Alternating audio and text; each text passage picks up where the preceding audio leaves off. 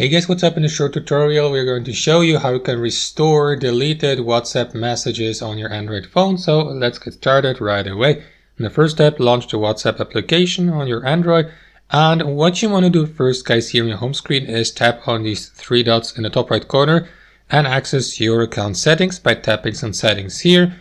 And after that, we're going to access your chat backup. To do that, scroll down a bit till you get to the chat section here. So tap on it. And after that, make sure that the backup feature has been enabled. Remember, every message or conversation you deleted prior to the last backup can be restored through the backup feature. However, guys, any messages and conversations you delete after the last backup will be lost irreversibly. So what I would recommend to do is to always make sure that make an update of your WhatsApp conversations by tapping on backup here. Now you're free to delete any messages, conversations or chats you like and restore them afterwards.